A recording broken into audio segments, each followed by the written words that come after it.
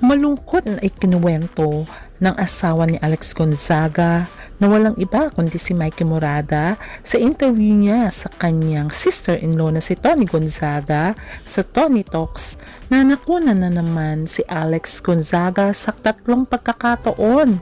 Nakakalungkot, wala na naman laman.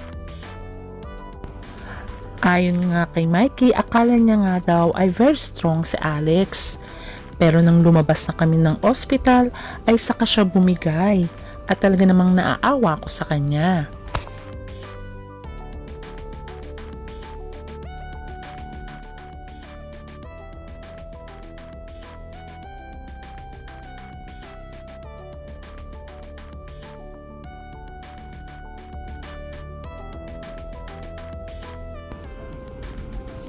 Bago pumasok sa show business, si Alex Gonzaga ay nauna muna ang kanyang ate na si Tony Gonzaga.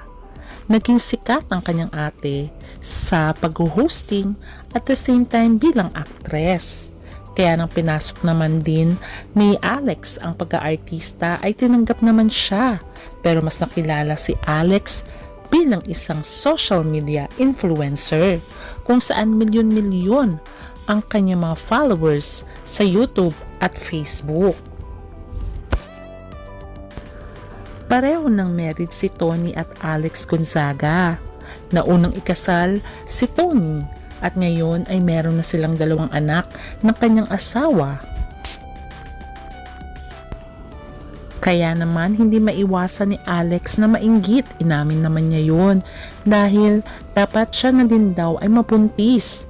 Pero lagi na lamang ang kanyang ate ang nabibigyan ng anak. Pero sabi nga ni Alex ay hindi naman dapat siya malungkot dahil alam daw niya na darating ang araw na bibigyan din siya ni Lord ng magiging anak. Ayon sa kwento ni Mikey na asawa ni Alex, ay nakaranas muli ng miscarriage si Alex noong December 2024. Ito ay matapos makuna ng aktres ng 2 beses mula nang ikasal sila year 2020. Nung malaman namin na pregnant kami for the 3rd time ay nagpa-check up kami kaagad sa OB at okay naman siya, ayon pa nga kay Mikey. Tapos nag-decide na kami na mag-iingat na talaga siya on the 2nd week. Okay pa nga yung ultrasound. Ayon pa nga sa kwento ni Mikey ay nagulat din kami na buti si Alex dahil hindi naman talaga namin akalain kasi wala nga kaming plano. At ang plano namin baka posibleng mag-prepare muna ng katawan ni Alex for IVF. Pero naturally pa rin gusto namin subukan. Kaya lang ay malungkot ang balita dahil hindi umabot ng 1 buwan ang pagbubuntis ni Alex. Hanggang dun sa 3 linggo sabi ng aming doktor, nako, wala na naman, blighted ovum ulit. Base sa isang health website, ang blighted ovum ay ang pagdevelop ng fertilized uterus pero hindi natutuloy ang embryo.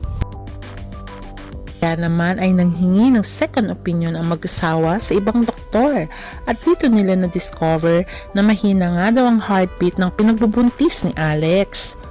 At pagdating nga namin sa ultrasound, ayon pa nga kay Mikey, ay merong bata sa loob, may baby sa loob.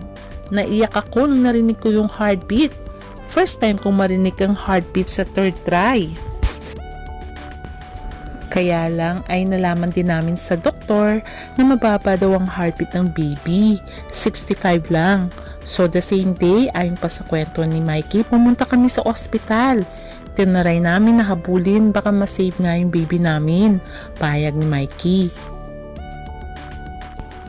Pero pagdating nga namin sa ospital at sa consultation ay wala na naman heartbeat, ayon pa kay Mikey. At doon ko naramdaman na napakatatag ni Alex nang malaman niya ang nangyari. Strong siya Pero nung umuwi kami ng gabi, doon na siya nagbe-breakdown at nag-iiyak. Ayon pa nga kay Mikey. Ayon pa kay Mikey ay talagang sinabihan niya ang kanyang asawa. Kahit sabihin mo pang 3rd miscarriage yan, lagi mong isipin na at the end of the day, kahit anong mangyari, biyayaan man tayo o hindi, kahit tayong 2 lang, magkasama, okay lang. Ayon pa nga kay Mikey. At sinabi nga niya kay Alex na every experience makes our relationship stronger. Kung iisipin mo, year 2019, para lang kami nagbabahayan. But now we've been through so much together. At kahit pa na miscarriage, si Alex ay at least ay pinaparamdam ni Lord na binibigyan niya pa rin kami ng baby. Malay mo sa susunod ay okay na.